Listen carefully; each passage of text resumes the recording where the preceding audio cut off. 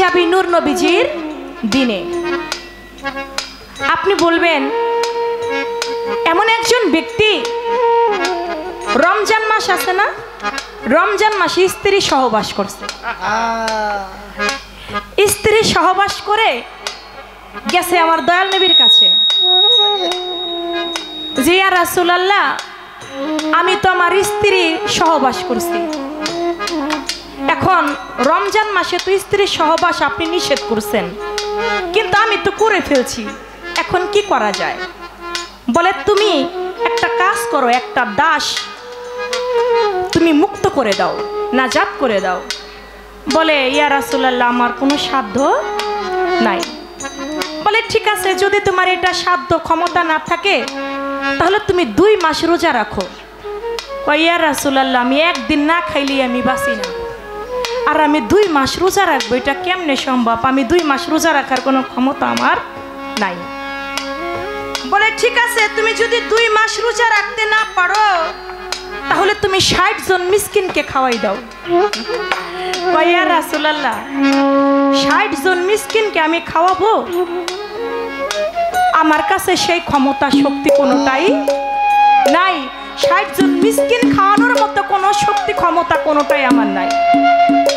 বলে ঠিক আছে, তাহলে ওই যে একটা ঝুড়ি, ওই ঝুড়ি থেকে কিছু খুরমা কিছু খেজুর নিয়ে তুমি মিসকিনদেরকে খাওয়াই দাও। ইয়া রাসূলুল্লাহ আমার থেকে মিসকিন দুনিয়ায় আর একজনও নাই, আমার থেকে মিসকিন যেটা কয় ওইটাই পারে না, আমার থেকে মিসকিন আর একজনও নাই। আপনি বলবেন সেই ব্যক্তি কি করেছিল, কিভাবে তার গুনাহ তিনি মাফ করিয়েছিলেন? তিনি করছিলটা কি? তাকে বলে দাস মুক্ত করে দাও, তাও পারে না। 2 মাস রোজা রাখতে বলে, তাও পারে না। 60 জন মিসকিনকে খাওয়াইতে বলে, তাও তার ক্ষমতা নাই। তিনি তাকে বলে যে এক ঝুড়ি খুরমা আছে, তুমি মানুষ মিসকিনকে খাওয়াই দাও, বলে আমার থেকে মিসকিন আর নাই। তাহলে তিনি করেছিলটা কি, কিভাবে তিনি তার গুনাহ মাফ করেছিল? সেই ব্যক্তিটা ছিল কে, এই বিষয়টা ছিল কি, এই একটা কথা আপনার কাছে আমার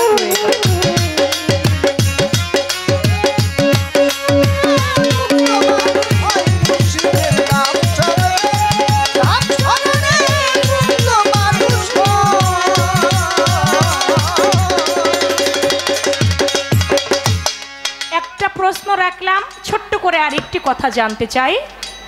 আপনি বলবেন আমার হুজুর পাক সাল্লাল্লাহু আলাইহি সাল্লাম বলেছেন তোমার দেহের মধ্যে 2টা জিনিস আছে, তোমার দেহের মধ্যে 2টা জিনিস আছে, ওই 2টা জিনিস তোমরা আমার কাছে জমা রাখো, আমি রাসূল তোমাদেরকে জান্নাতের গ্যারান্টি দিলাম।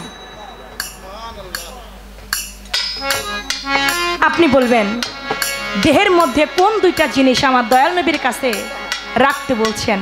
যদি জমা রাখে আমার দয়াল নবী নিজেই তার জান্নাতের গ্যারান্টি দিয়েছেন। এই বিষয়টা আপনি একটু সুন্দরভাবে বলবেন এই 2টি কথা।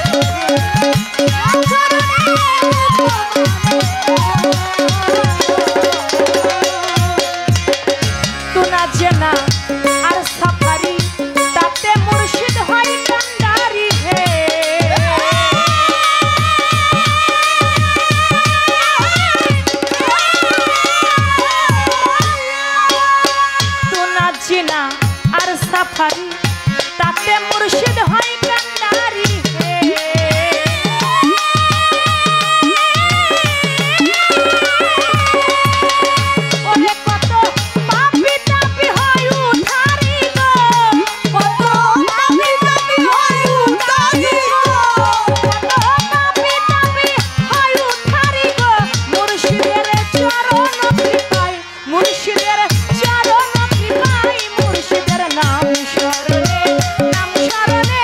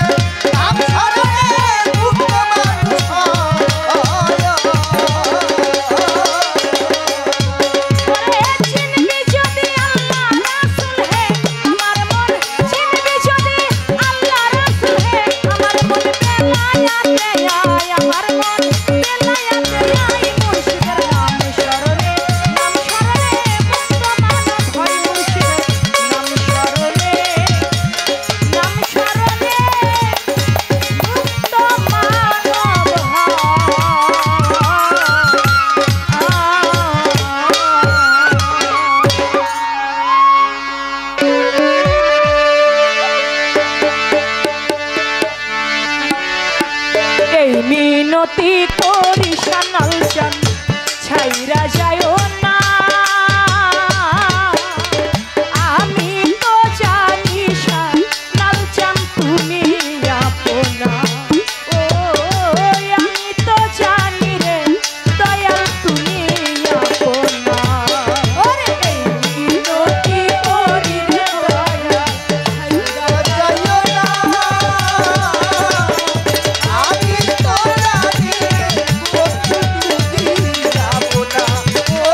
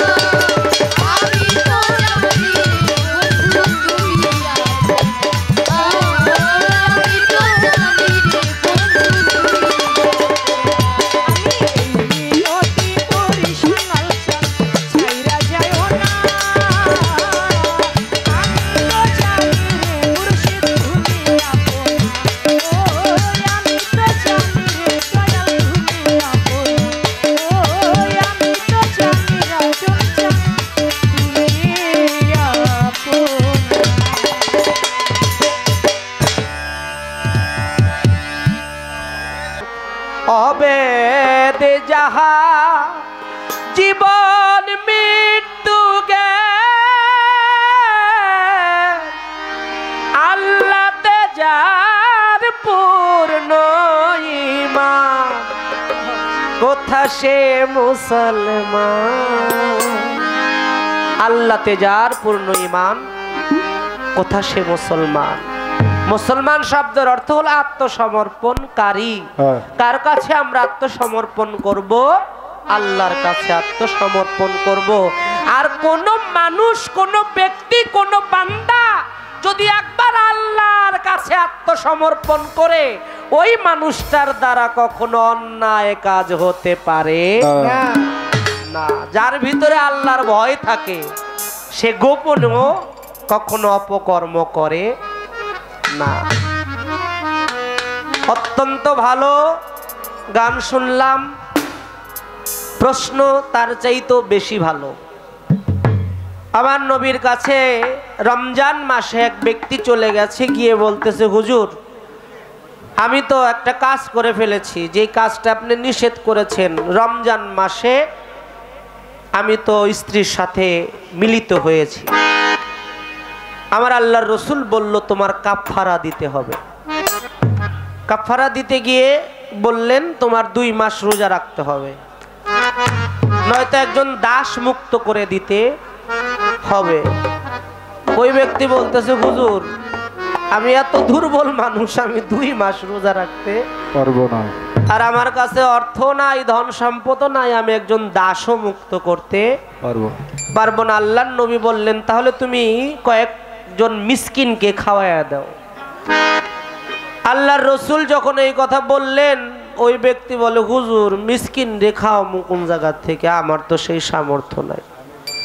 আল্লাহর রসুল বললেন তাহলে তুমি একটা কাজ করো, ওইখানে থেকে কিছু খুরমা নিয়ে তুমি মিসকিনদের মাঝে বিতরণ করে দাও। ওই ব্যক্তি বলতেছে, হুজুর আমার চাইতে বড় মিসকিন আর আমি কেউ রে দেখি না। এখন প্রশ্ন হলো ওই ব্যক্তি কিভাবে ক্ষমা পাইলেন বা মাপ পাইলেন? আর একটি প্রশ্ন আল্লাহর রসুল বলেছে, আমার আল্লাহ বলেছে প্রত্যেকটা বান্দার মধ্যে আল্লাহ 2টা জিনিস দিয়ে দিয়েছে। ওই 2টা জিনিস যদি বান্দা রক্ষা করতে পারে, আমার আল্লাহ তাকে, আমার রসুল তাকে বেহেশতের জান্নাতের গ্যারান্টি দিয়েছে। সেই 2টা জিনিস কি? আপনি যে এত কঠিন প্রশ্ন আমার জিগাইবেন, ঘরে বসে আগে কইবেন না? হ্যাঁ, এটা উচিত ছিল না কম তো? আমি তো নাও পারতে পারি, তবে একটা কথা আমি জানি, বাংলাদেশের কোন বাংলাদেশের কোন শিল্পী আমারে প্রশ্ন করে হারাইয়া পারবো। কথাটা খুব বড় হয়ে গেল না? এখন যে যেই প্রশ্ন করুক না কেন, আমি খালি ওইটা কমু জানি না। একটা প্রশ্নের জবাব একটা জবাবই। যেহেতু আপনি আশা করে আমার কাছে প্রশ্ন করেছেন, আশা করি এই ভান্ডে থেকে যদি আপনি না পান, বাংলাদেশের অন্য অন্য ভান্ডে গেলে আপনার অভাবও পড়তে পারে। গানটা একটু লক্ষ্য করে শুনবেন। আমার দাদা গুরু জ্ঞানের প্রদীপ সাধক রজ্জব আলী রহমান আমি তার লেখা একটি কালাম আমি করব। তারপরে আমি পালার ভাব বুঝি না, আমাকে একটা আদেশ করেছেন আমার দয়ালের বন্ধু মানুষ, আমি আদেশটা রক্ষা করার চেষ্টা করব। ধন্যবাদ।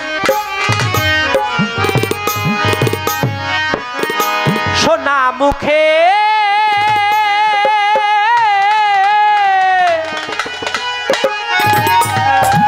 সুধালে মরে,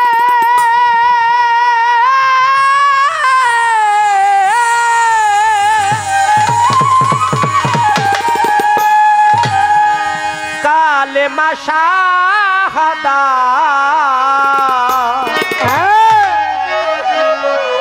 কালেমা শাহাদাত নবী মোহাম্মদ মকবুলে খোদা, পিয়ারা তুমি নবী মোহাম্মদ। সোনা মুখে সুধালে মরে, সোনা মুখে সুধালে মরে, কলেমা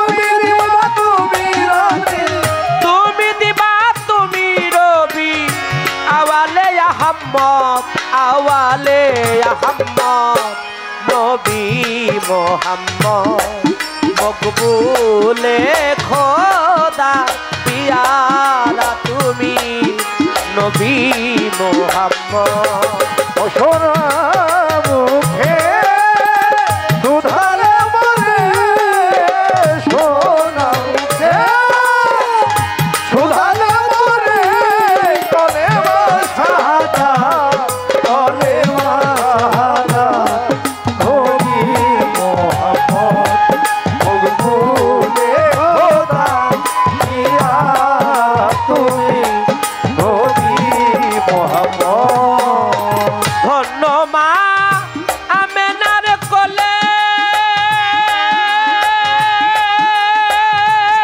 এলো আকাশের চাঁদ ধরা তলে ধন্য মায়া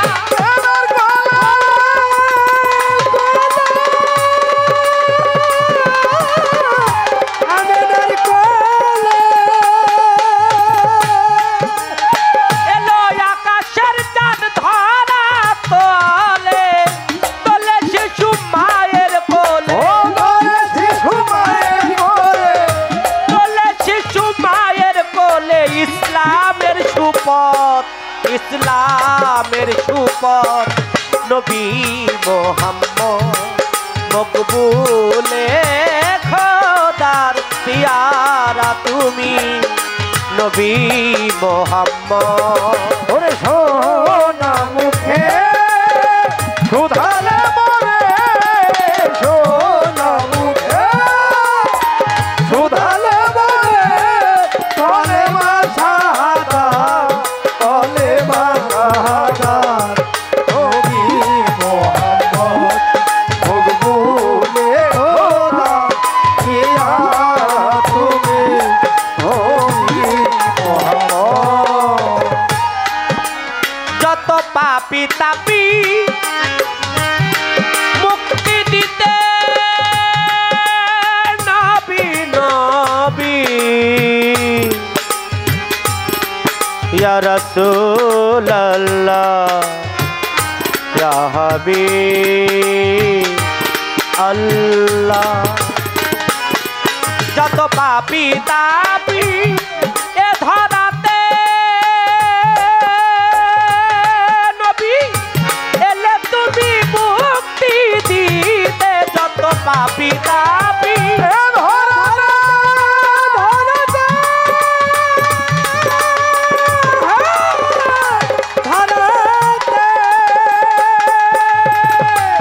এলে তুমি মুক্তি দিতে নবী আধার কেটে আলো দিতে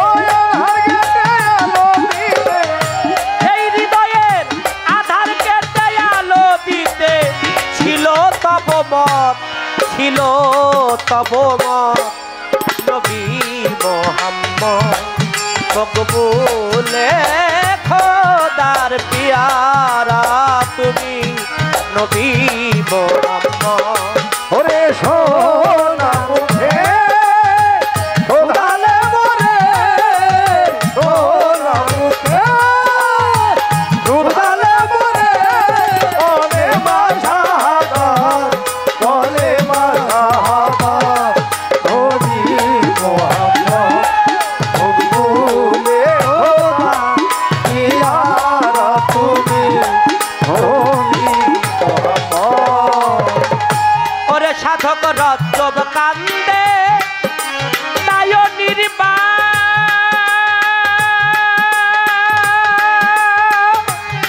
নবী তুমি বিনে বন্ধু নাই আর সাধক রজ্জব কান্দে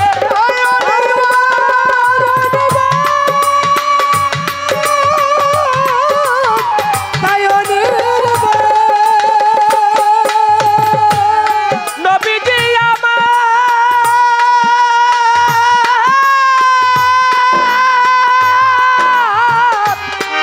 নবীজি নবী গো তুমি বিনে বন্ধু নাই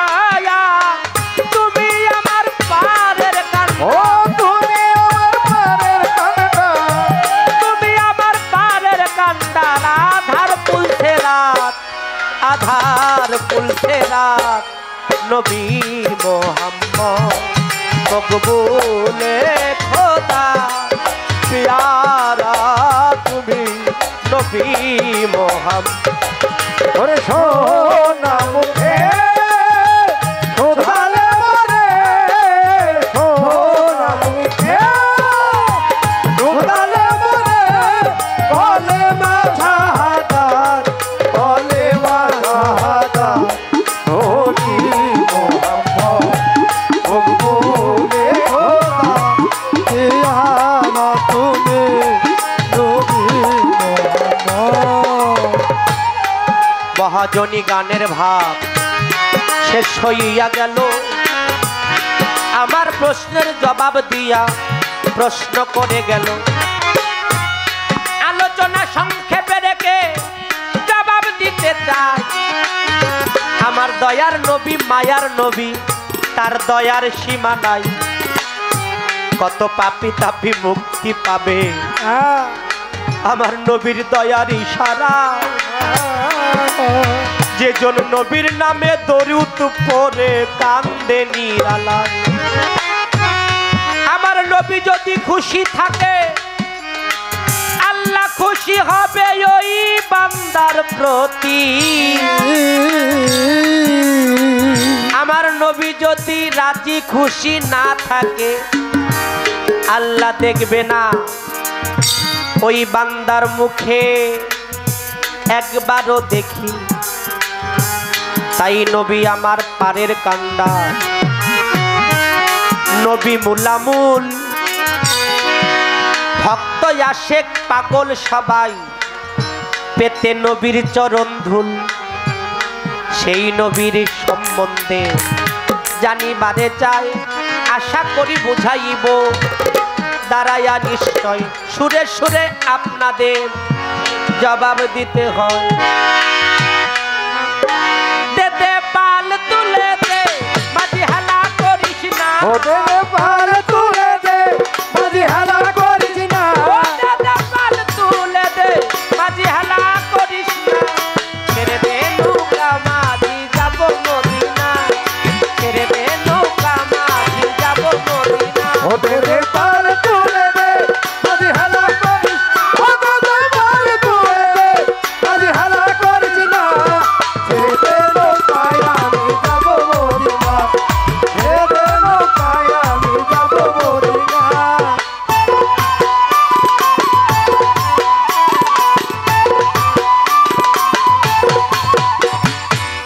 বক্ততে নবী এলো মায়া মেনার ঘরে, আসিলে হাজার মানি কাঁদিলে মুক্তা ঝরে। ও নবীজি আমার মায়ার নবী, ও নবীজি আমার মায়ার নবীজি। মক্কাতে নবী এলো মায়া মেনার ঘরে, আসিলে হাজার মানি কাঁদিলে মুক্তা ঝরে। ও দয়াল নবী যার সখা, তার কিসের ভাবনা। ও দয়াল নবী যার সখা, তার কিসের ভাবনা। ও দয়াল নবী যার সখা, তার কিসের ভাবনা। ছেড়ে দে নৌকা মাঝি যাব মদিনা, ছেড়ে দে নৌকা যাব মক্কা মদিনা।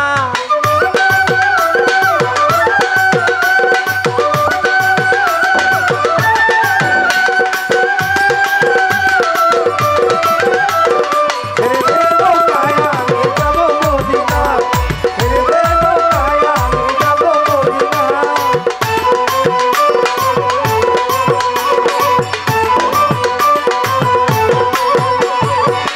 ও নূরের রৌশনীতে দুনিয়া গেছে ভরে, নবী নূরের বাতি জ্বলে মমিনার ঘরে ঘরে। ও নবীজি আমার মায়ার নবীজি, ও নবীজি আমার মায়ার নবীজি। ও নূরের রৌশনীতে দুনিয়া গেছে ভরে, নবী নূরের বাতি জ্বলে মমিনের ঘরে ঘরে। দয়াল নবী যার সখা, দয়াল নবীজির উম্মত তো চোখি হবে না। ও দয়াল নবীজির উম্মত তো চোখি হবে না। ও দয়াল নবীজির উম্মত, দয়াল নবীজির উম্মত তো চোখি হবে না। ছেড়ে দে নৌকা মাঝি যাব মদিনা, ছেড়ে দে নৌকা মাঝি যাব মদিনা। দে পার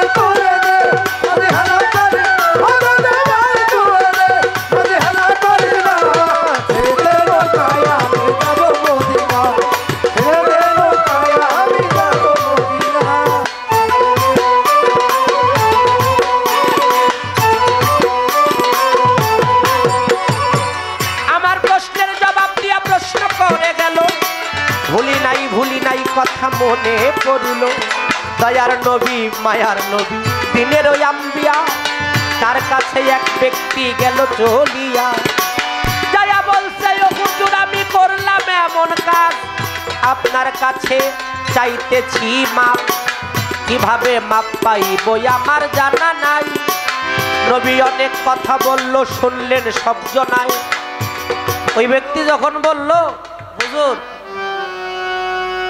জগতে আমার মতো মিসকিন আর নাই তখন বলল রসুল আল্লাহ নবী বলল তোমার মতো মিসকিন যেহেতু নাই তাহলে তুমি ওখান থেকে একটা খেজুর নিজেই খাইয়া ফেলো আল্লাহ বলবেন না সুবহানাল্লাহ আল্লাহ রসুল তাকে এইভাবে আসলে আপনি অনেক পাপ করেছেন আল্লাহ চাইলে আপনাকে মাফ করে দিতে পারে না আরে আবার জীবন অনেক ইবাদত বন্দিগিরি করেছেন আল্লাহ চাইলে আপনাকে মাফ করতে পারে না করেও না অনেকে মানুষ বলে আমি পাঁচ ওয়াক্ত নামাজ পড়ি রোজার দিনে একটা রোজা কামাই দেই না ইসলামের শরিয়া আকীদা অনুযায়ী আইন কানুন যা আছে সব মানার চেষ্টা করি আমি আল্লাহর ইবাদত সব সময় করি অনেকে গৌরব করে না অহংকার করে না ওনারা যদি প্রশ্ন করা হয় বেটা তুই বাঁচবি কয়দিন বাংলাদেশের পৃথিবীর এখন বর্তমান গড় আয়ু হচ্ছে 60 থেকে 70 বছর তার চাইতে বেশি বাঁচলে এটা বোনাস এখন যদি বলা হয় আমার কথা কি আপনারা বিরক্ত হন তারে যদি বলা হয় বেটা তুই আল্লাহর ইবাদত করস শয়তান 9.5 লক্ষ বছর বাঁচছে তুই কি বেটা শয়তানের চাইতে বেশি ইবাদত বন্দেগী করস আল্লাহ যারা দম্ভ করে যারা গৌরব করে যারা অহংকার করে যে আমি ইবাদত করি আমার ওই ব্যক্তির কাছে প্রশ্ন আপনি কি শয়তানের চাইতে বেশি ইবাদত করছেন আপনি কোনোদিনও তা করেন নাই কিন্তু শয়তানের ইবাদতের মধ্যে মহব্বত ছিল না কার মহব্বত আল্লাহ বলেছিলেন হে আমার মালাইকাতিগণ তুমি আদমকে সেজদা করো সবাই সেজদা করেছিল একমাত্র অহংকারের বশবীত হয়ে শয়তান তখন ছিল তার নাম আজাজিল তিনি আর সেজদা করলেন না আল্লাহ বলল তুমি আমার সামনে থেকে বিতাড়িত হয়ে যাও তাকে বিতাড়িত করে দিল এখন বর্তমানে এক শ্রেণীর মানুষ আছে না শয়তান তারপরে থেকে কিন্তু আল্লাহকে সেজদা করে আমার কথা কি বুঝতে পারছেন শয়তান কিন্তু এখনো আল্লাহকে সেজদা করে আল্লাহ ব্যতীত সে কাউকে সেজদা করবে না আমাদের সমাজও আমাদের মতো এক শ্রেণীর মানুষ আছে ওই মানুষগুলো কয় আল্লাহ ব্যতীত কাউরে সেজদা করা যাইব না আপনার বিবেকের কাছে আপনি প্রশ্ন করেন এই কাজটা তো শয়তানও করে এই একই কাজ শয়তানেও করে আপনি তো শয়তানের দোস্ত বন্ধু হয়ে যাইতেছে তাহলে আপনার কি করতে হবে আল্লাহ যার মহব্বতে এই পৃথিবী সৃষ্টি করলেন আমার হুজুরে আকরাম রাসূলে খোদা হযরত মুহাম্মদ মুস্তাফা সবাই বলবো সাল্লাল্লাহু আলাইহি ওয়াসাল্লাম কালেমা লেখা ছিল আরশের কাঙ্গুরায় লা ইলাহা ইল্লাল্লাহ লিখেছিল সবাই দেখতে পাইল সেখানে কলম লিখেছিল লা ইলাহা ইল্লাল্লাহু আল্লাহ হুকুম দিলেন কলম তুমি পাশেই লেখো মুহাম্মাদুর রাসূল আল্লাহ সাল্লাল্লাহু আলাইহি ওয়াসাল্লাম অনেকে আল্লাহ রে মানে রাসূল রে মানে না সে কি আল্লাহ রে মানলো আমি একটা গান লিখে বিপদে পড়ছিলাম সেই গানটা ছিল আল্লাহ মানা নবী মানা নয় নবী মানলেই আল্লাহ মানা হয় আল্লাহ মানা নবী মানা নয় নবী মানলেই আল্লাহ মানা হয় এখন তো গান লেগে পড়ছি বিপদে যে কেউ যদি কয় এই বেটা তুই এই যে গান লিখলি আল্লাহ মানলে নবীরে মানা হয় না নবী মানলে আল্লাহ মানা হয় তাহলে এটার দলিল কি ভাই বিশ্বাস করেন আমার 17 থেকে 18টা দিন গেছে আমি পবিত্র কোরআনের 7টা সূরা থেকে নবীরে মানলেই যে আল্লাহ মানা হয় সেই আয়াতগুলো বাইসা বাইসা বাইর করছি। কেউ যদি চায় আমি তারে দিয়ে দিতে পারবো। তাহলে কার মহব্বত রাখতে হবে? আমার নবীর মহব্বত, আহলে বায়াতের মহব্বত, আহলে বায়াতের মহব্বত সহব্বত আপনি যদি হৃদয়ে রাখা আমার মালিকের ইবাদত করেন, ওই আহলে বায়াতের মহব্বতে চাইলে আল্লাহ আপনাকে মাফ করে দিতে পারে।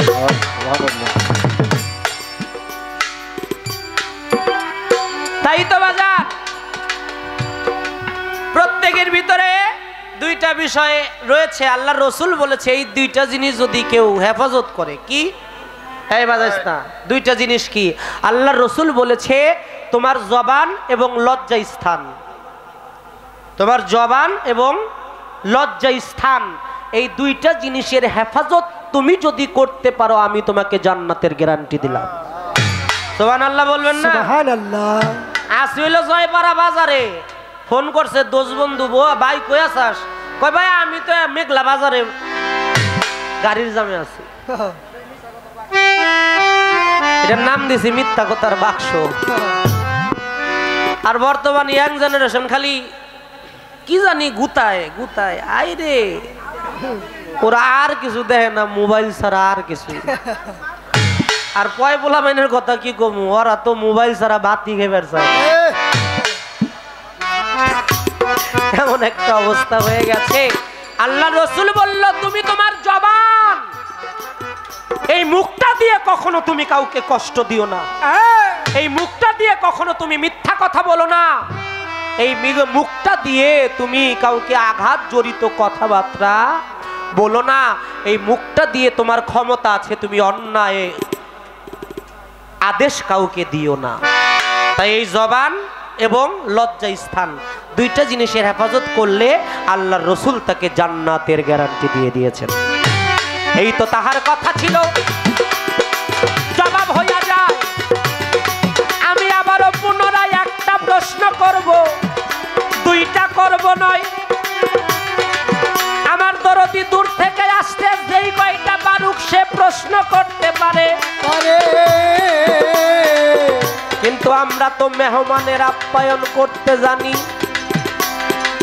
তাই বেশি কথা দরকার রাখ।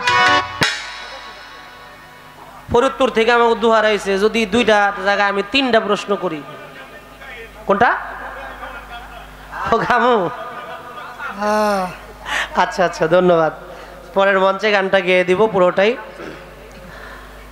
তো আমার প্রশ্ন, যে দূরের থেকে আসছে দরদি কয়ে এবারে যে মানিক দাও আমি 2টা কইছি দেখে আমার 3-4টা কয়ে ফেললো না, আমি তারে এত কমো না, কারণ সম্মান যদি কেউ কাউকে দেয় তার থেকেও সম্মান পাওয়া যায়। তার জন্য আমি একটা প্রশ্ন করব, কাবা ঘরের মধ্যে বেলায়েতের সম্রাট যাকে বলা হয়, আল্লাহ রসুল বলেছেন মান কুনতুম মাওলাহু ফাহাজা আলিউল মাওলা, আমি যার মাওলা আলিও তার মাওলা। আল্লাহ রসুল বললেন আনা মদিনাতুল ওয়া আলিও এলমে বাবুহা, আমি যদি হই এলেমের শহর, সেই এলেমের দরজা আমি হজরত আলী রে বানায়া দিয়ে গেলাম।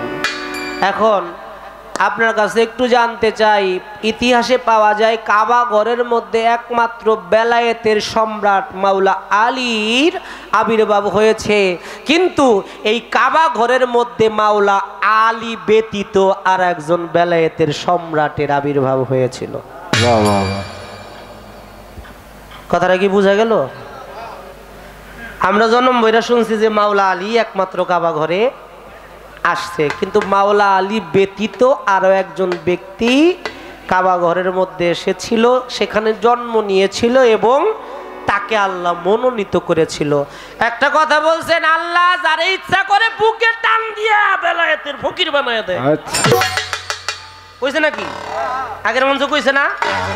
আল্লাহ যারে ইচ্ছা করে বুকের মধ্যে টান দিয়া অলি বানায় দিতে পারে। এই আল্লাহ যদি বুকে টান দিয়া অলি বানাইতে পারে, তাহলে এই যে যারা বলে আল্লাহর হাত পাও চোখ নাক মুখ কোনো কিছুই নেই, আল্লাহ লা শরীক বলে না, আল্লাহ যদি বুকের মধ্যে নেয় তাহলে তার একটা বুক আছে। আপনি একটু বলবেন কবে কোন দিন কারে আল্লাহ বুকের মধ্যে টান দিয়ে এইভাবে বেলায়েত দিছে? এটা কিন্তু প্রশ্ন না, আপনি কইছেন, আপনার পয়েন্ট থেকে আমি কাউন্টার স্বরূপ রাখলাম। এবার আমার দয়াল পরশচান্দের একটি দেহতত্ত্ব গানের কথা আমার বাবাজি বলেছে, আমি গানটি করব। আপনাদের পরিচিত গানটি আমার সালাল শাহ বাবা, আমি দরবারকে লক্ষ্য করে গানটি রাখবো। ওরে আসা যাওয়া করে পাখি, আসা যাওয়া করে পাখি, আসা যাওয়া করে পাখি এই ঘরের ভিতর। ওই পাখি রে কি সুন্দর বেঁধেছো দেহ ঘর, তুমি কি সুন্দর বেঁধেছো মাটির ঘর। বা ওই পাখি রে কি সুন্দর বেঁধেছো দেহ ঘর। ওরে আসা যাওয়া করে, ওরে আসা যাওয়া করে পাখি এই ঘরের ভিতর। ওই পাখি রে কি সুন্দর বেঁধেছো দেহ ঘর, তুমি কি সুন্দর বেঁধেছো দেহ ঘর। ওই পাখি রে কি সুন্দর বেঁধেছো দেহ ঘর। বা ওই পাখি রে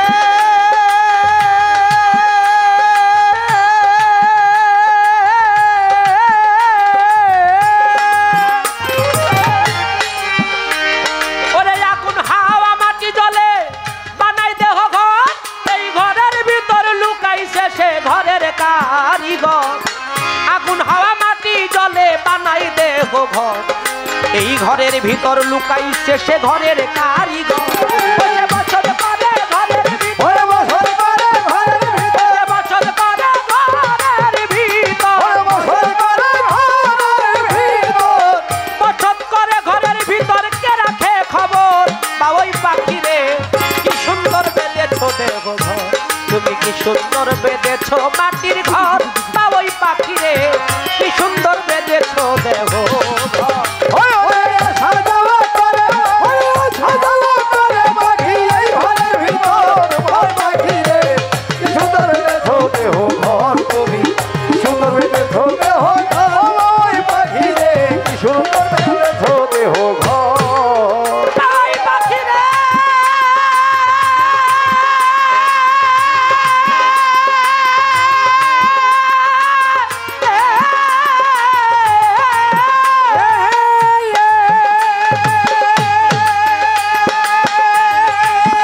এই দেখে 206টা হাড়ের জোড়া চামড়া দিছে ছাউনি, তার ভিতরে নিজে যাইয়া খেলছে দিন রজনী।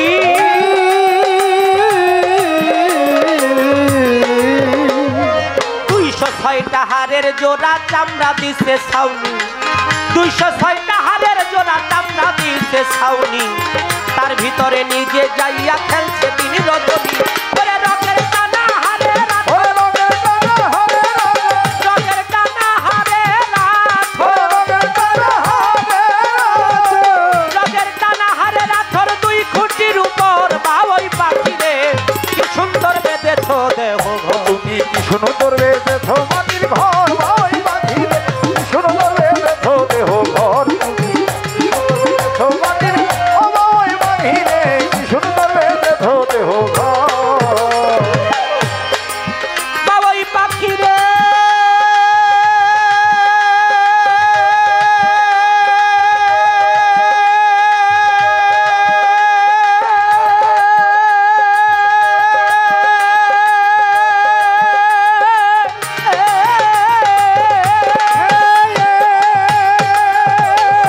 ওই বাবা ইরে তোমরা যদি কেহ চিনতে চাও, ওরে ওই বাবা ইরে তোমরা যদি কেহ চিনতে চাও, একজন কামেল পীরের কাছে যাইয়া সানাল শাহ বাবার কাছে গোপনে দিগা।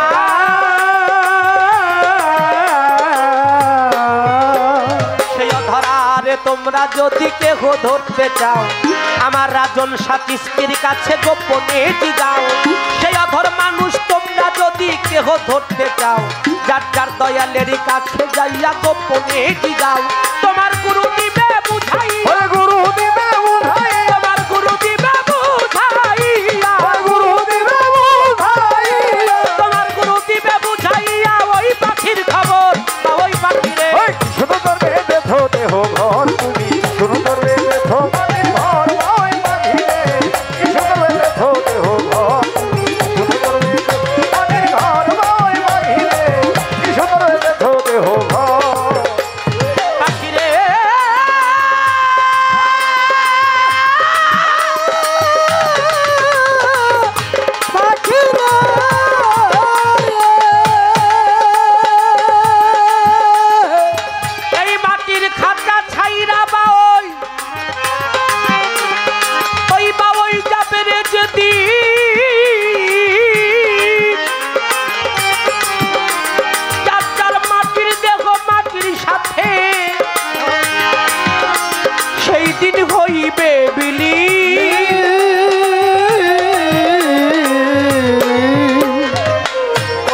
রবে তোমার বন্ধু বান্ধব আনোয়ার ফকির নুরুবা জানাদরের ভাই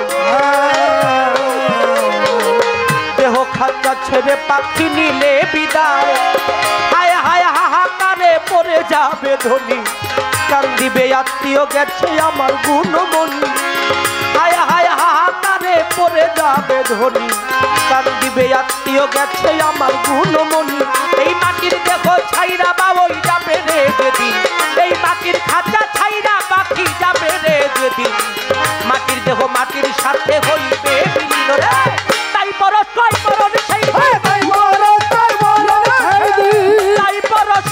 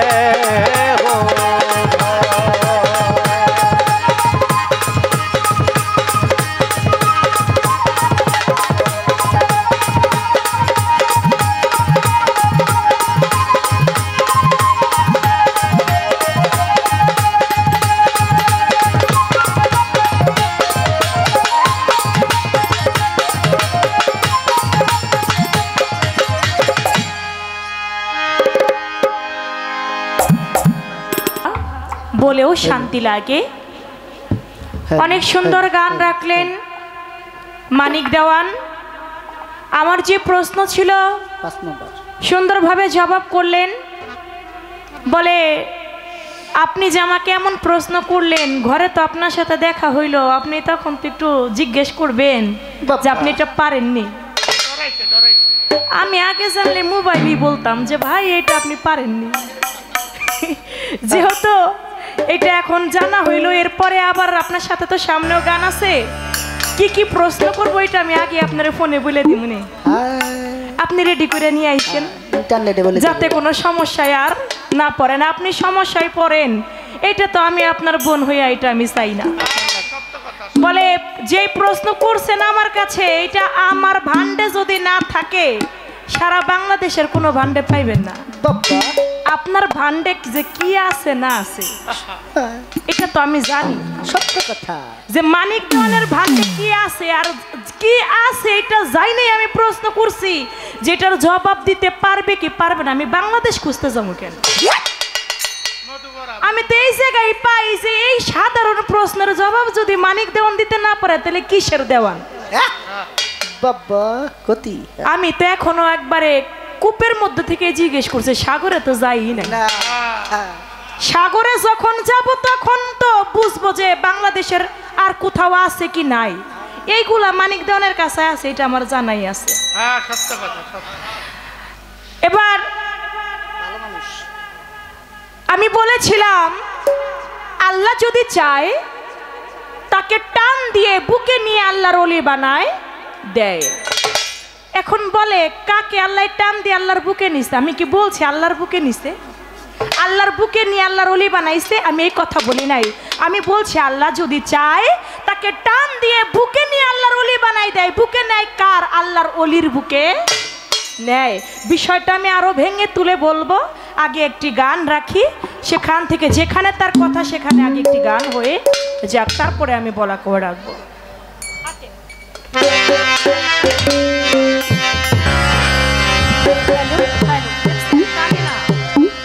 একটু লাউড করে দেন।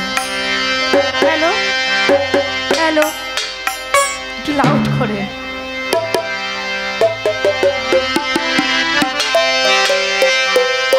আছে বাইরের মানুষ ঘরে, যদি পাইতে চাও তারে, ভক্তি বিশ্বাস প্রেম দূরে বাঁধা তাহারে।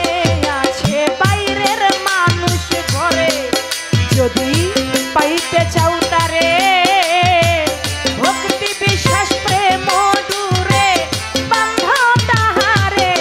আছে বাইরের মানুষ ঘরে, যদি পাইতে চাও তারে, ভক্তি বিশ্বাস প্রেম দূরে বাঁধা তাহারে। বাইরের মানুষ ঘরে, বাইরের মানুষ ধরবি যদি অধর ধরা, ঠিক রেখে নয়ন তারা।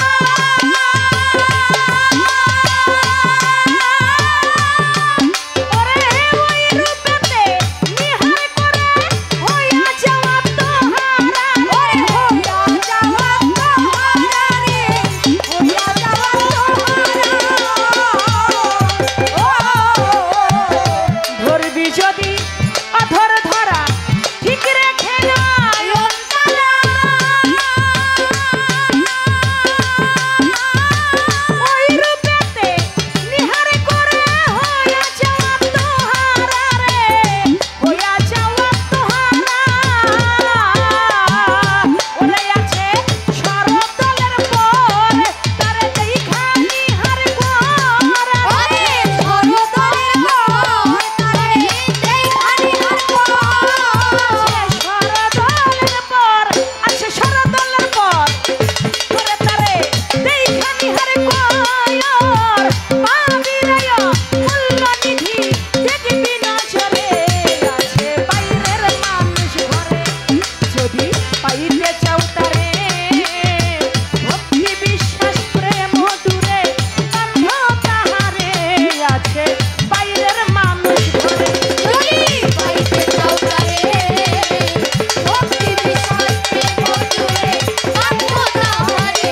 আছে বাইরের মানুষ ঘরে, বাইরের মানুষ ঘরে।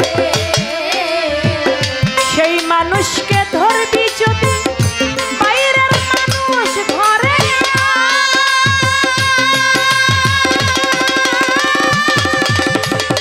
নয় দরজা কর্ম করে না শিখাতে মার্গাটা। ওরে না শিখাতে মার্গাটা রে, না শিখাতে মার্গাটা। ও রে, সেই মানুষকে ধরবি যদি বাইরের মানুষ ঘরে। ও তোর নয় দরজা কর্ম করে না শিখাতে মার্গাটা রে, না শিখাতে মার্গাটা। ওরে আছে না শব্দে অচ্যুত, ও তোর অচ্যুতে মাবুদ আছে। ওরে না শব্দে অচ্যুত, অচ্যুতে আছে রে মাবুদ। না শব্দে অচ্যুত, তোর অচ্যুতে মাবুদ। নিজের অচ্যুত না চিনিলে চিনবি না তারে। আছে বাইরের মানুষ ঘরে, যদি পাইতে চাও তারে, ভক্তি বিশ্বাস প্রেম দূরে বাঁধা তাহারে। আছে বাইরের মানুষ ঘরে, যদি পাইতে চাও তারে, ভক্তি বিশ্বাস প্রেম দূরে বাঁধা তাহারে। বাইরের মানুষ ঘরে, বাইরের মানুষ ঘরে। আছে বাইরের মানুষ ঘরে, বাইরের মানুষটাকে, বাইরের মানুষটা আমার আল্লাহ। আছে বাইরের মানুষ ঘরে, যদি পাইতে চাও তারে ভক্তি বিশ্বাস প্রেম ডুরে আগে বান্ধ তাহা রে। ওই যে আল্লাহ পাক যদি ইচ্ছা করে টান দিয়া বুকের মধ্যে টান দিয়ে আল্লাহর ওলি বানাই দেয়, বলছি না? এখন বলে আল্লাহ টান দিয়া কারে ওলি বানাইছে? দেখেন আল্লাহ বুকে টান দিয়ে ওলি বানাইলো, আল্লাহর বুকে না, আল্লাহর ওলির বুকেই টান দিয়ে নিয়েছে। কিভাবে? আমার বড় পীর আব্দুল কাদের জিলানী, তার একজন ভক্ত ছিল, বড় পীরের সেবা যত্ন করে, কিন্তু তিনি এক মাওলানা, তিনি হলেন মাওলানা। তো তিনি বিয়ে করছেন, বিয়ে করে বাসর ঘরে গেছেন, বাসর ঘরে স্ত্রীর সাথে বাসর যাপন করবে। এমন সময় স্ত্রী বলতেছে, স্বামী আপনি তো আমার সঙ্গে বাসর করবেন, আমি হইল কোরআনের হাফেজ আর আপনি হইলেন হাদিস পড়ে মাওলানা, তা আপনি যে আমার সাথে বাসর করতে চান ভালো কথা, কিন্তু আগে আমার একটা প্রশ্নের জবাব আপনাকে দিতে হবে। বলে বলো কি প্রশ্ন? বলে আচ্ছা স্বামী, কোরআনের উপর কি হাদিস রাখা যায়? হাদিস পড়ে মাওলানা হয়েছে, সে তো জানে যে কোরআনের উপর হাদিস রাখা যায় না। বলে না, কোরআনের উপর হাদিস রাখা যায় না। বলে তা যদি না যায়, আপনি হইলেন হাদিস পড়ে মাওলানা আর আমি হইলাম কোরআনের হাফেজ, তাহলে এটা কেমন দেখায় না? স্বামী তো জ্ঞানী, বুঝতে পারছে। স্ত্রীর সাথে আর স্বামী রাত্রবেলায় বাসর করে না, বাসর না করিয়া গভীর রাত্রে হইল রওয়ানা। ঘুমায় না না ঘুমাইয়া আমার বড় পীরের বাড়ির দিকে রওয়ানা সে করে। গভীর রাত্রে বড় পীরের দরজার মধ্যে টুকা ভক্ত মারে। আল্লাহর ওলিগণ কি ঘুমায়?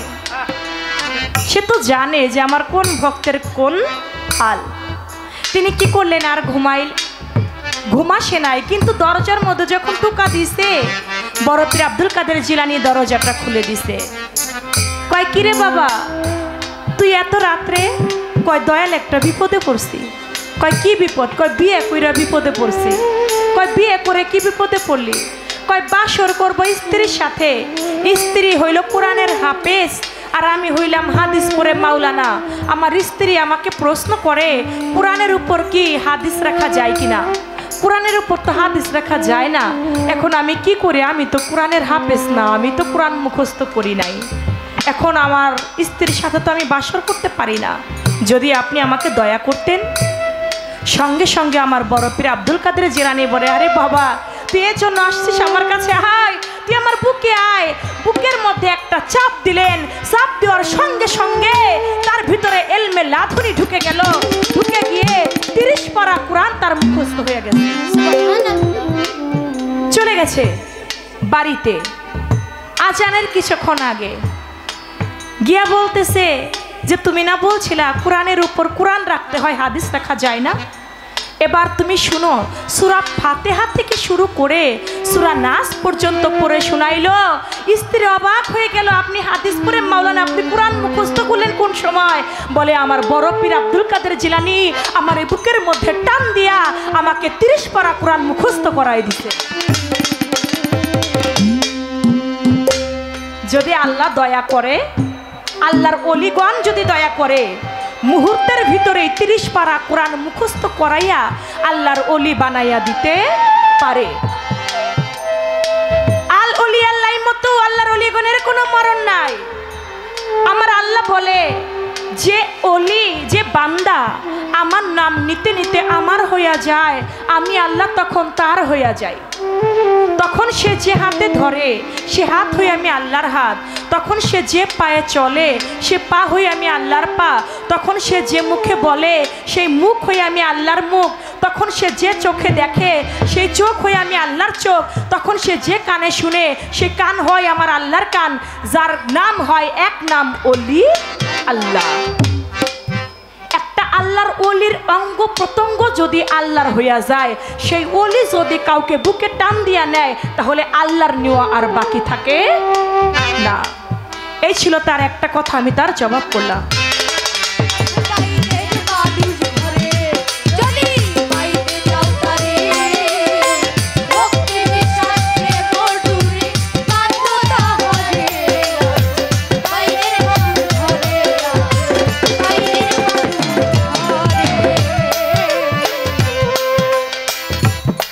ফকির আহমদ কই আব্দুস সামাদ বাবা কেন রইলি অচেতন,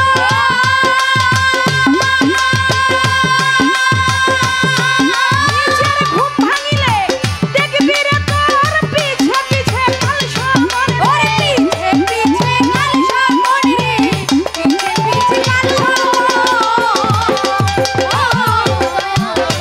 আহমদ কই আব্দুস সামাদ বাবা কেন রইলি অচেতন,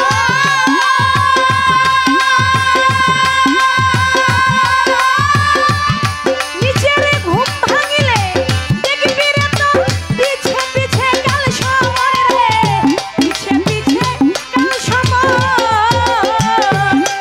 ও তুই রইলি নিঃস্বাধীন হইলি না মুর্শিদের অধীন, ওরে হইলি নিঃস্বাধীন হইলি না মুর্শিদের অধীন, রইলি নিঃস্বাধীন হইলি না মুর্শিদের অধীন, আত্মায় আত্মায় না মিশিলে পাবি না তারে, আছে বাইরের মানুষ ঘরে যদি পাইতে চাও তারে, ভক্তি বিশ্বাস প্রেম জুড়ে বান্ধ তাহারে, আছে বাইরের মানুষ ঘরে যদি পাইতে চাও তারে, ভক্তি বিশ্বাস প্রেম জুড়ে বান্ধ তাহারে, বাইরের মানুষ ঘরে, বাইরের মানুষ বললেন আত্মসমর্পণ করতে হবে আল্লাহর কাছে। মুসলমান শব্দের অর্থ কি? আত্মসমর্পণকারী। আত্মসমর্পণ করতে হবে আল্লাহর কাছে। হ্যাঁ, আল্লাহর কাছে করতে হবে, কিন্তু একটা উসিলা ব্যতীত না। সূরা মাইদার 35 নং আয়াতের মধ্যে বলেছে, তোমরা উসিলা ব্যতীত কেউ আমাকে পাবা না। আমাকে পাইতে গেলে আগে উসিলা অন্বেষণ করো, আর উসিলাটাই হচ্ছে আল্লাহর অলিগণ। তাই মুসলমান হইতে গেলে, মুসলমান বাংলা শব্দের অর্থ আত্মসমর্পণকারী। আত্মসমর্পণ করতে হবে আমার শানল চাঁদের মতো আল্লাহর একজন অলির কাছে, মাইজ ভান্ডারির মতো আল্লাহর একজন অলির কাছে, একজন কামেল মুকাম্মেল অলির কাছে। যেই অলির কাছে আত্মসমর্পণ করলেই, মুসলমান হইলেই সে আল্লাহর কাছে পৌঁছাইতে পারে। প্রশ্ন করলেন, কাবা ঘরের মধ্যে জন্ম নিয়েছেন মাওলা আলী করিমুল্লাহ ওয়াজহ, হযরত আলী ব্যতীত আরো একজন ব্যক্তি তিনি কাবা ঘরে জন্ম নিয়েছে, তার নাম কি? তার নাম হচ্ছে হাকিম ইবনে হিজাম। হাকিম ইবনে হিজাম তিনি ছিলেন কুরাইশ গোত্রের। কুরাইশ গোত্রের ছিলেন, তিনি ছিলেন আসাদ শাখার সন্তান। আসাদ শাখার সন্তান ছিলেন তিনি, ছিলেন কুরাইশ বংশের। মা খাদিজাতুল কুবরা তার ছিলেন ভাতিজা। কার? মা খাদিজাতুল কুবরা তার ছিলেন ভাতিজা। মা খাদিজাতুল কুবরার ভাতিজা ছিলেন সেই হিশাম ইবনে হাকিম ইবনে হিজাম। তাকে যখন তিনি যখন গর্ভে ছিলেন, মা গেলেন কাবা ঘর তোয়াব করবার জন্য। সেম ওই একই ঘটনা, কাবা ঘর তোয়াব করবার জন্য গেলেন। কাবা ঘর তোয়াব করতে গিয়েছে, মায়ের প্রসব বেদনা উঠে গেছে। এমন সময় তিনি কি করবে, উপায় পায় না। কাবা ঘরের মধ্যে ঢুকলেন, একটা চামড়া বিছাই দেওয়া হইল সখীগণ। সখীগণদের নিয়ে যখন কাবা ঘরে ঢুকলেন, কাবা ঘরের মধ্যে উপায় নাই, এছাড়া আর কোনো জায়গা নাই, ইজ্জত নয়তো মানুষ দেখে ফেলবে। বাসি ছোট একটা চামড়া বিছাই দিল, ওই চামড়ার উপর মা বসলেন। আর সেখানেই ইবনে হাকিম হিজাম তিনি জন্মগ্রহণ করলেন। তিনি ছিলেন মা খাদিজাতুল কুবরার ভাতিজা। আমার দয়াল নবী যখন হাকিমের যখন ৭৪ বছর বয়স, তখন আমার দয়াল নবীর কাছে তার দল বল সহকারে তিনি ইসলাম গ্রহণ করলেন। আর ইসলাম গ্রহণ করে তিনিও আমার দয়াল নবীর সঙ্গে একাকার হয়ে গেলেন। এই ছিল তার আরেকটি কথা, আমি তার জবাব করলাম। এবার আপনার কাছে আপনার একটা কথা থেকে আমার পয়েন্ট থাকবে। আপনি বললেন আদম আলাইহিস সালামকে ফেরেশতারা সবাই সেজদা করেছিল, কিন্তু সেজদা করে নাই কে? শয়তান। এই কথা বলছে না? আপনি বলবেন এই যে আদম আলাইহিস সালামকে আমরা যখন সেজদা করি, নামাজ পড়ি, নামাজে সেজদা দিলে কি বলি আমরা? আল্লাহু আকবার। আমরা নামাজ পড়লে সেজদা দিলে কি বলি? আল্লাহু আকবার। আপনার কাছে এখান থেকে আমার পয়েন্ট থাকবে, ফেরেশতারা যখন আদম আলাইহিস সালামকে সেজদা দিলেন তখন কি আদম হু আকবার বলছিলেন নাকি আল্লাহু আকবার বলছিলেন? তখন কি বলছিলেন? কি বলে সেজদা দিয়েছিলেন? এই আপনার কথা থেকে আমার এই পয়েন্ট রইল, এটা আপনার কথার পয়েন্ট। এবার আসবো আমার প্রশ্নে। আপনার কাছে আমার কথা থাকবে, আপনি বলবেন আমার হুজুরে পাক সাল্লাল্লাহু আলাইহি সাল্লাম তিনি একদিন এক সাহাবাকে ডাক দিলেন, ডাক দিয়ে কাছে নিলেন। কাছে নিয়ে বলতেছে, সাহাবারে, দুনিয়ার বুকে যত মানুষ আছে সবাই বলে যে আমার পিতা মাতা ইয়া রাসূলুল্লাহ আপনার চরণে কুরবান হয়ে যাক, কিন্তু আমি হুজুর পাক আমি বললাম আমার পিতা আব্দুল্লাহ, আমার মা আমিনা আজ থেকে তোমার চরণে কুরবান হয়ে যাক। এই কথা শুনে অন্যান্য সাহাবারাও অবাক হইলেন, কি কয়? আমরা যারা আছি, উমর রাদিয়াল্লাহু তাআলা আনহু, আবু বকর সিদ্দিক যারা আছে সবাই বলতেন ইয়া রাসূলুল্লাহ আমার পিতা মাতা আপনার চরণে কুরবান হোক।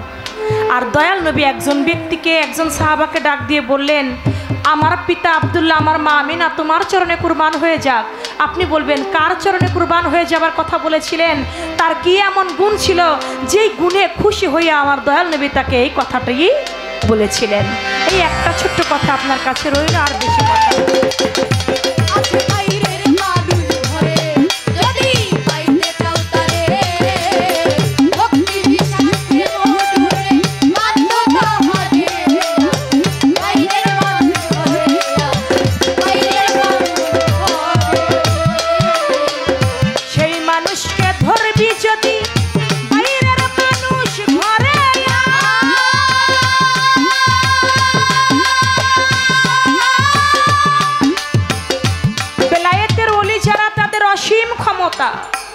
সেই মানুষকে আনবি যদি বাইরের মানুষ ঘরে আন, দেহের 9 দরজার কর্ম করে নাসিকাতে মার কাটান। আছে লা শব্দে অজুত, অজুত মানে কি? অজুত মানে দেহ। ওই লা শব্দে অজুত, তোর অজুদে মাবুদ। নিজের অজুত যদি ঠিক না থাকে তাহলে মাবুদের অজুদও চিনা যাবে না। তাই বলছে আমার বেলায়েতের ওলিদের অসীম ক্ষমতা কেমনে? আপনারা নাম শুনেছেন না মনসুর হেল্লাস? যারা সরার কাজীরা আইনাল হক বলছিলেন যে আল্লাহর কোথায়? আল্লাহ তো আমার মধ্যে, কিন্তু আমি আল্লাহরে দেখি না। আল্লাহ আমার মধ্যে আছে কিন্তু আমি আল্লাহরে দেখি না। আইনা হক বলতে লাগলেন। সরার কাজী বলল, রবিউল কাজী, যে ও তো নাস্তিক হয়ে গেছে, কাফের হয়ে গেছে, ওর ভিতরেই নাকি আল্লাহ, ওই নাকি আল্লাহ। ও কি কয়? ওরে আগুন দিয়া পোড়াই দিল, পুইরা ছাই বানাইয়া দিল। সেই মনসুর হেল্লাস একদিন তিনি তার কাছে কিছু ভক্তরা গেছে, যাইয়া বলে, বাবা আপনার কাছে আসছি একটা আশা নিয়া। বলে কি আশা নিয়ে আসছো? বলে আমাদের স্বামী স্ত্রী আমরা অনেক দিন বিবাহ হয়েছে কিন্তু আমাদের কোনো সন্তান হয় না। কার কাছে গেলেন? মনসুর হেল্লাসের কাছে গেলেন, যাইয়া বলে বাবা আমাদের অনেক দিন হয় বিয়ে হয়েছে কিন্তু আমাদের কোনো সন্তান হয় না। বলে ঠিক আছে তোমরা বাড়ি চলে যাও, আগামী কালকে আমি মনসুর হেল্লাস তোমার বাড়ি যাব। আগামীকাল আমি মনসুর হেল্লাস তোমার বাড়ি যাব, রাত্র অধিক সময়, কিন্তু আমার জন্য 1 লোটা অজুর পানি রাইখা দিও। বলে ঠিক আছে।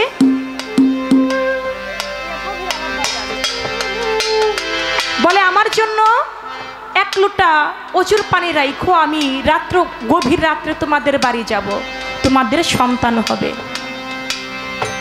মনসুর হেল্লাস চলে গেল তার বাড়িতে।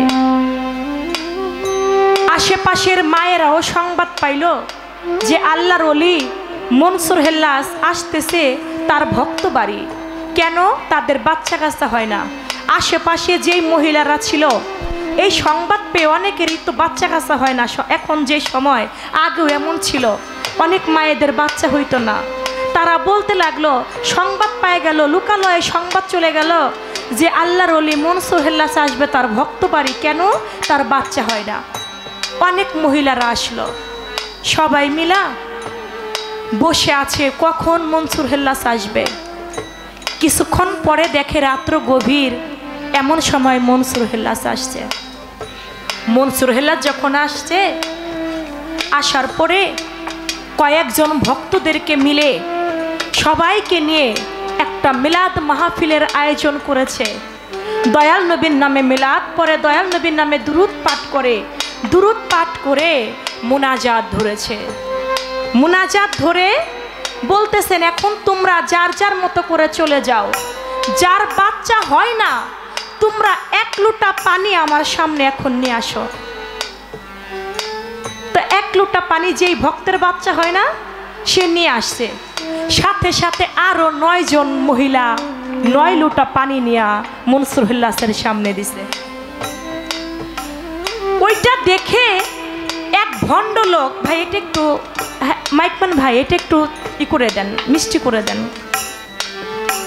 যখন আরো 9 জন মা 9 লোটা পানি এনে সামনে দিছে,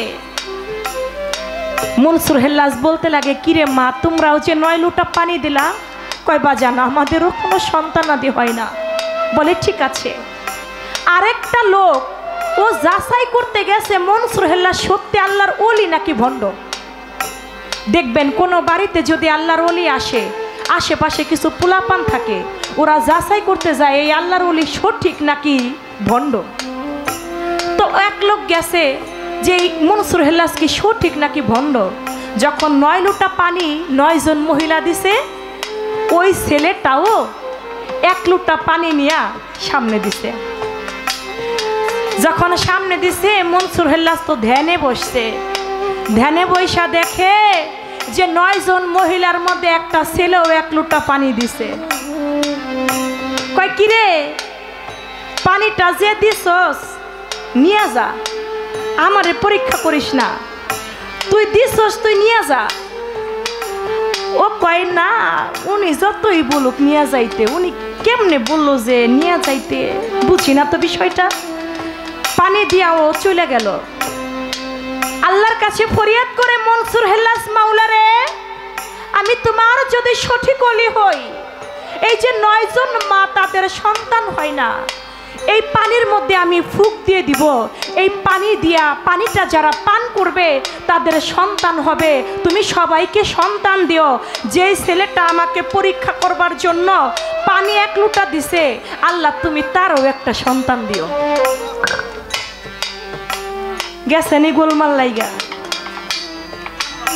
ওই 9 জন মহিলা পানি নিয়ে গেছে, 9 লোটা পানি থেকে পানি পান করেছে, সবারই আল্লাহর দরবারে কবুল হয়ে গেছে। তাদের তো বাবু হবে, বাচ্চা হবে। এমন সময় চলে গেছে মনসুর হেল্লাস তার বাড়িতে। যেই ভক্তের বাচ্চা হয় না, ওই ভক্ত গেছে তার স্ত্রীকে নিয়ে। 5 মাস পরে যায় বলে বাবা আপনি দোয়া করেছেন, আপনার লোটার পানি খেয়ে আল্লাহ আমাদের মুখের দিকে তাকিয়েছে, আল্লাহ পাক আমাদেরকে সন্তান দিবেন। এরই মধ্যে আরো 8 জন মহিলা তারাও গেছে যে আপনি দোয়া করেছেন আপনার লুটার পানি খেয়ে আমাদেরও সন্তান হবে। এখন কয় তোদের সবার সংবাদেও তো আমি খুশি না, আমি আর একজন ব্যক্তির সংবাদের অপেক্ষায় আছি। আমি আরো একজন ব্যক্তির সংবাদের অপেক্ষায় আছি। কার অপেক্ষায়? ওই যে যেই ছেলেটা গিয়েছিল মনসুর হেল্লাসকে পরীক্ষা করবার জন্য, ওই ছেলেটা এদিকে প্রথম তো বুঝতে পারে নাই, একে একে করে ছেলেটার পেট দেখে আস্তে আস্তে বড় হয়।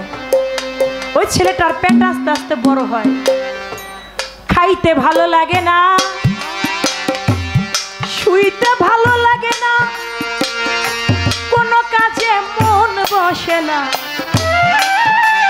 এমন অবস্থায় মায়ের কাছে বলেন ঘটনা, মা আমার যে কিছুদিন হইল খাইতেও ভালো লাগে না, বসতেও ভালো লাগে না। একটা মা যখন গর্ভবতী হয় সেই মা জানে তার কাছে কেমন লাগে। বমি করে, খাইতে ভালো লাগে না, মাথা ঘুরে, পেটও আস্তে আস্তে করে বড় হইতেছে। কমা আমার কি অবস্থা, আমি এমন কেন হইল? কয় তোকে একটা বড় ডাক্তার দেখাইতে হবে। এমন অবস্থা কেমনে তোর, কি করে, কি হয়েছে তোর, দেখি তো ডাক্তার কি বলে। নিয়ে গেছে সেই সময়ের বাগদাদের মধ্যে বড় বড় ডাক্তার যারা যারা বেশি জানলেওয়ালা, তাদের কাছে বললেন যে ডাক্তার সাহেব দেখেন আমার সন্তানটা কিছুদিন হয় খাইতে পারে না, মাথা ঘুরে, বমি করে, তার পেটও আস্তে আস্তে করে বড় হইতেছে। এই বিষয়টা কি? ডাক্তার একটু পরীক্ষা নিরীক্ষা করে কয়, মারে আমি তো অবাক হইতাছি, আমার ডাক্তারি জীবনে এমন তো কোনোদিন আমি দেখি নাই। ও তো গর্ভবতী, ও একটা ছেলে মানুষ, একটা ছেলে হয়ে ও গর্ভবতী, এটা কেমনে সম্ভব? কয় আপনি কি পারেন না এটা কোনোভাবে একটু কিছু করতে? বলে আমাদের ডাক্তারি পরীক্ষায় যেভাবে আছে এটা আমাদের সম্ভব নয়, গর্ভকে এই 5 মাসের সন্তানকে ফেলে দেওয়া, এটা আমাদের সম্ভব না। চলে গেল ছেলেকে নিয়ে বাড়িতে।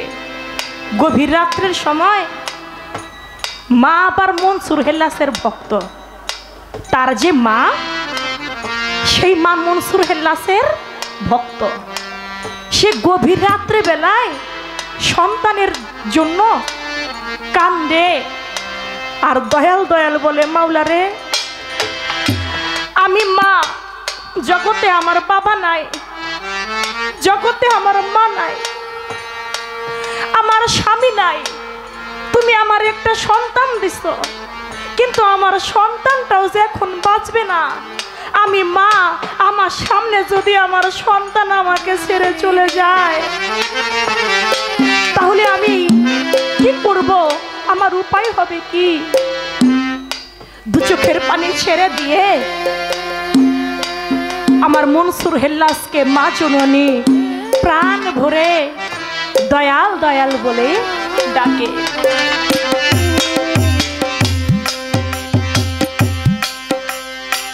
দয়াল দয়াল বলে যখন এমনি করে তুই বিনে রদিয়া আমার না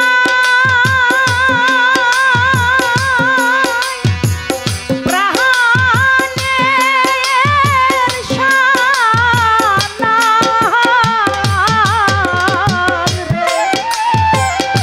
শানাল চান তুই বিনে রদি আমার নাই, আমার কেহ নাই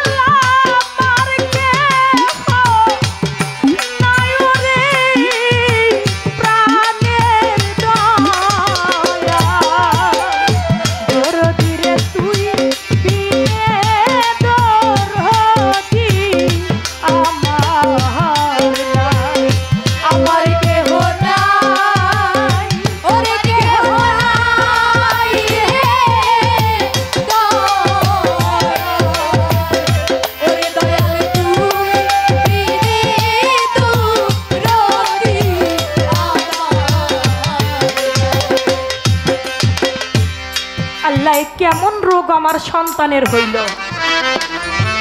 ডাক্তার বলল আমার সন্তান বেশি দিন বাঁচবে না। আমি তো মনসুর হেল্লাসের ভক্ত। সন্তানের কাছে গভীর রাত্রে গিয়া মা কয় বাজান আমি তো তোর মা,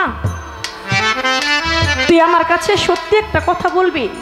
বলে বলো মা। কয় বাবা তুই কি কোনো আল্লাহর ওলির সঙ্গে বিয়াদবি করছস? কয় কেন মা? কয় বল না তুই কি কোনো আল্লাহর ওলির সাথে বিয়াদবি করছস? এই এত এর জন্য কি এই গজবটা তোর উপর আসছে বাবা? বলে মা আমি তো বুঝতে পারি নাই, তুমি খালি দিন রাত মনসুর হেল্লাস বলতে থাকো, কিন্তু তোমার এইটা আমার কাছে ভণ্ডামি মনে হয়েছে। এই জন্য তোমার তো পীর মনসুর হেল্লাস, আমি তাকে পরীক্ষা করতে গেছিলাম। কয় কোথায়?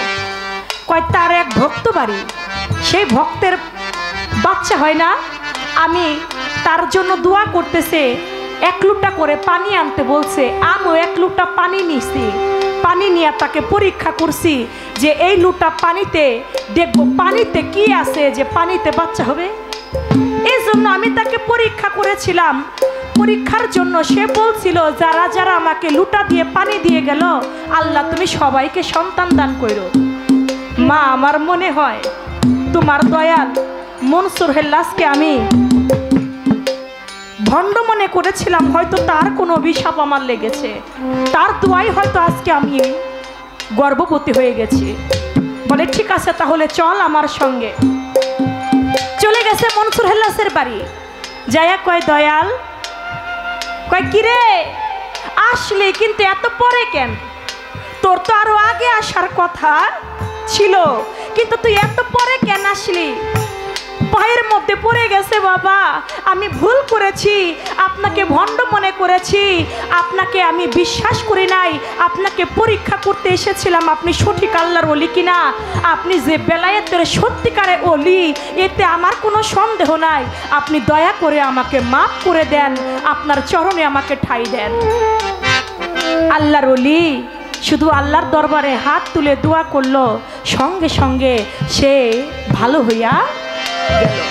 তাই বাজার আমার বেলায়েতের অলিগণ পারে না এমন কোনো কিছু নাই, তারা সব পারে।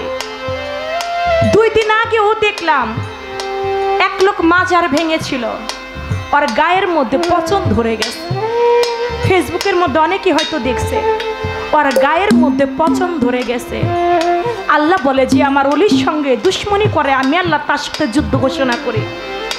আল্লাহ পাকের বিচার ধীরে হইলেও সেটা হবে,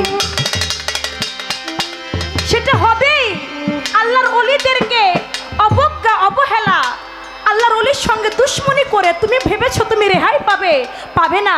তোমার এই দুনিয়ার মধ্যেই তোমাকে দেখাই দিবে যে তুমি আর কি অবস্থা হইতে পারে। তাই বাবা আল্লাহর ওলিদেরকে কখনো পরীক্ষা করতে হবে না। আল্লাহর ওলিগণ আল্লাহর জাতের সাথে মিশে আছে। এই বেলায়েত বুঝতে গেলে বেলায়েতের ওলির কাছে না যাওয়া পর্যন্ত সে বুঝতে পারবে।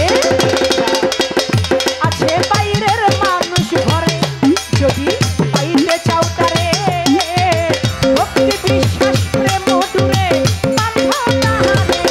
আছে বাইরের মানুষ ঘরে, যদি পাইতে চাও তারে, ভক্তি বিশ্বাস প্রেম ডুরে বাঁধো তাহারে।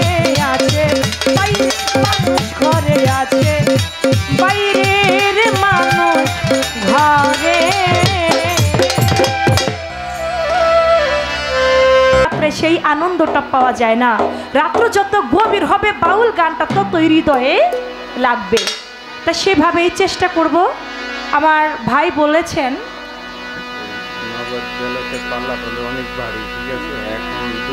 হ্যাঁ আমি ওটাই বলছি, ঠিক আছে। তো আমার ভাই সাইদুল ভাই তিনি আমার গান ইউটিউবে শুনছে অনেক, কিন্তু বাস্তবে আমাকে দেখেও নাই আর আমার গান শুনেও নাই। আজকে শুনতে আসছে, এখন বলতেছেন আমি যেন বাবাজি সত্তার মহন্ত তার একটা বিচ্ছেদ গান আমি শোনাই। আমি চেষ্টা করছি সাথে বাবাজি সত্তার মহন্ত সাহেবের একটি বিচ্ছেদ গান। এখন তো রাত্র গভীর, কথা পর্ব কমাই দিয়া এখন একটু বিচ্ছেদের দিকে আমরা বেশি যাব।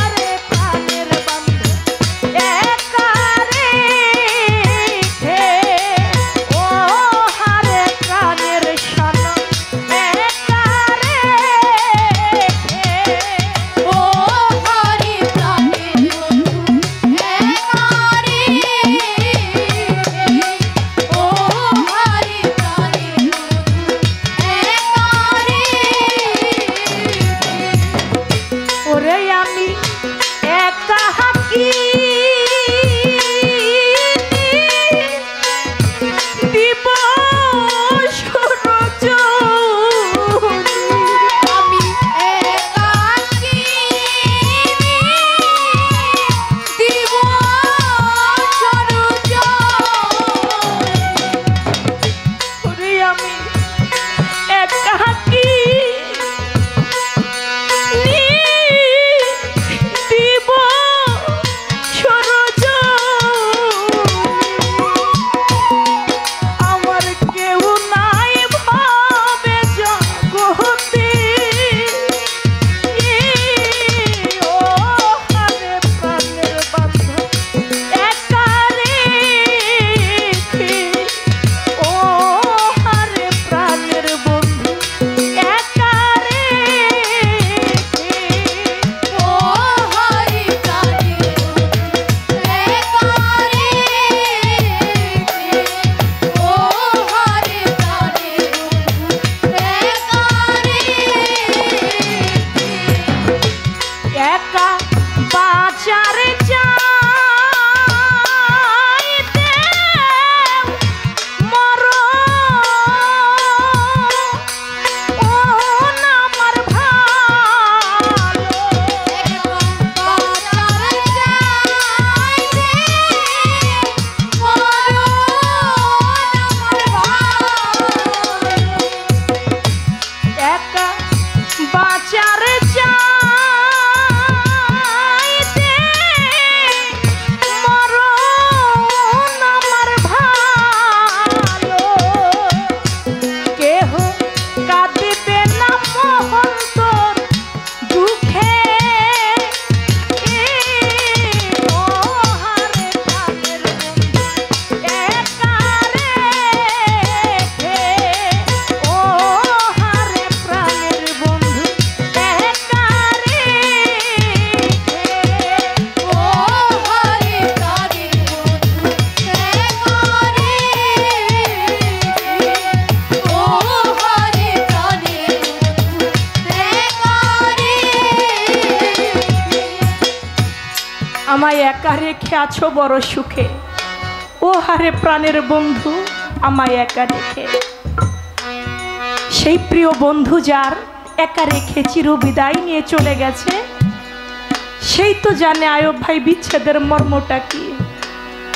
বিচ্ছেদ তো সবার জন্য হয় না, যার হারিয়ে যায় তার জন্য হয় বিচ্ছেদ। যারও বাবা হারিয়ে গেছে, যার জনম দুঃখী মা হারিয়ে গেছে, যার আপন আপন মুর্শিদ হারিয়ে গেছে, সত্তার মহন্ত তিনি কদম মস্তান বাবাজিকে স্মরণে রেখে গান লিখেছেন, আমায় একা রেখে আছো বড় সুখে ও হারে প্রাণের বন্ধু আমায় একা রেখে, তাই বলেছেন। ওরে একা বাঁচারে চাইতে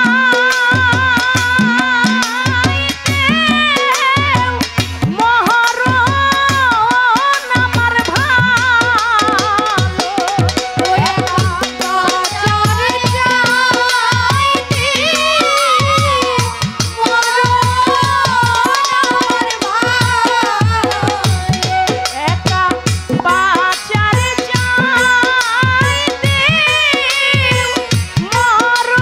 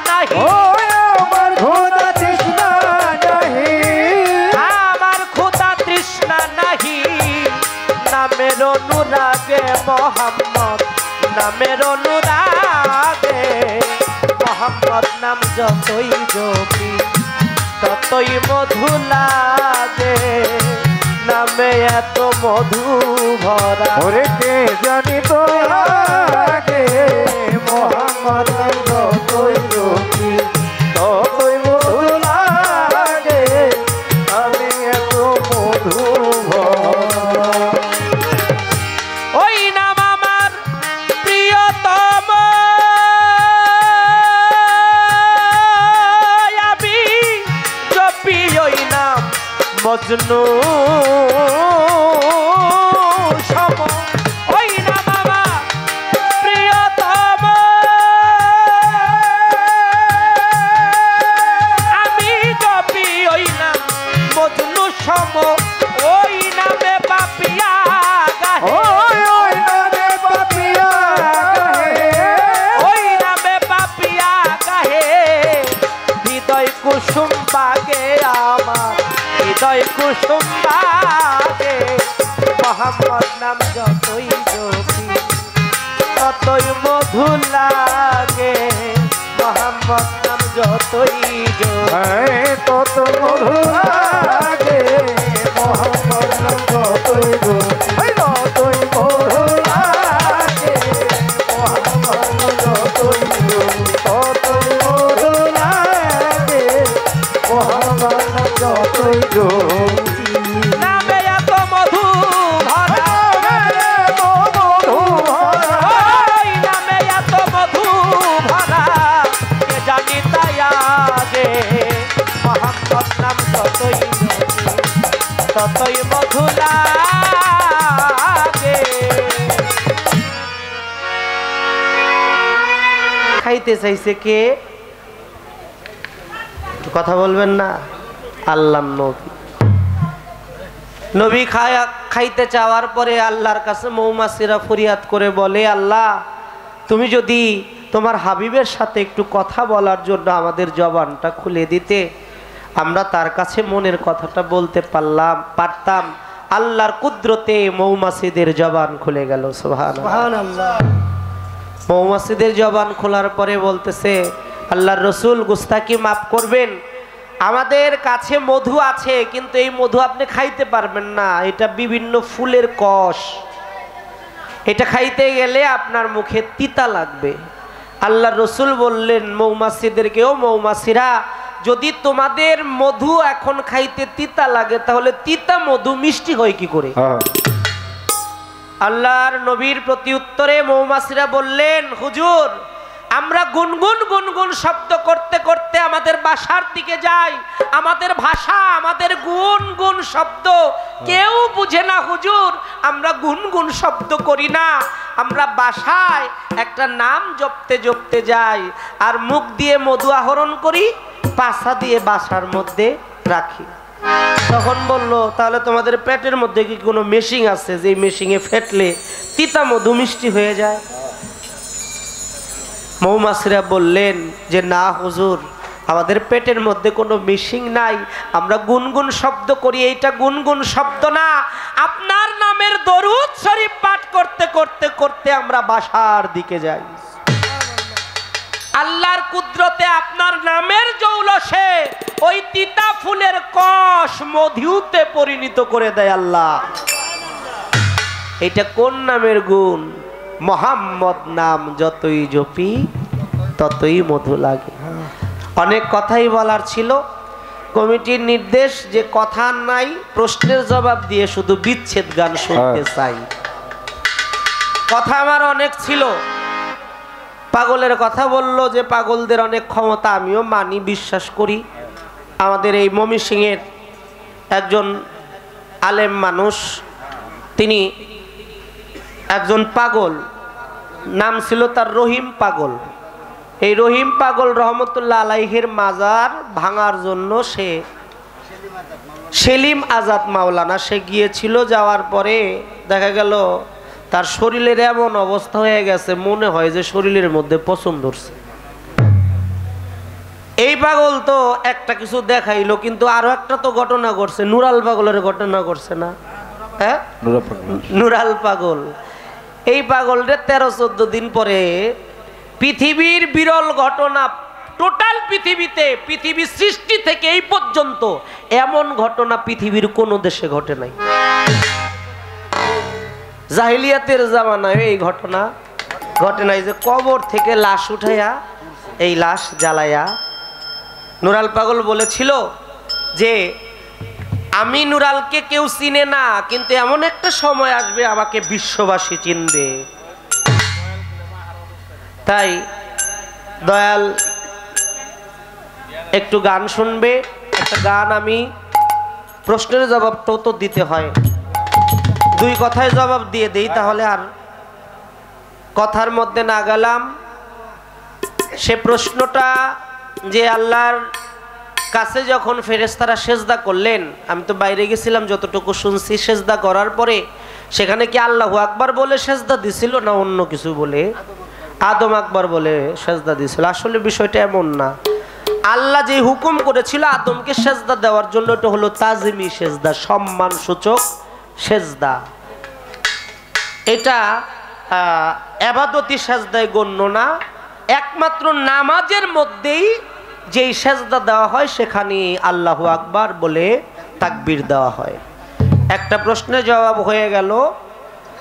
আর একটা প্রশ্ন হলো যে নবী এক সাহাবীকে বললেন, আমার মাতা পিতা আপনার রাহে, আপনার কদমে কুরবান হয়ে যাক, বা তোমার কদমে কুরবান হয়ে যাক। কেন বললেন? অনেক বড় লম্বা ঘটনা। খাইবারের যুদ্ধে আমার মাওলা আলী 80 মণ দরজা তার এক হাত দিয়ে উঁচা করে ফেলেছিল, এই ঘটনা আপনারা জানেন।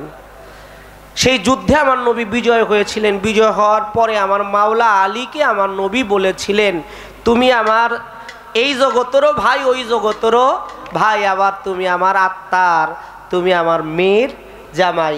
তাই তুমি এখনো কাজ ধর্মের জন্য করেছো, ইসলামের জন্য করেছো, ন্যায় নীতি জন্য করেছো, যার রাহে আমার মাতা পিতা তোমার কদমে কুরবান হোক। জবাব শেষ হয়ে গেল, আমার কোনো কথাবার্তা নাই। বিচ্ছেদ গান? না না না না।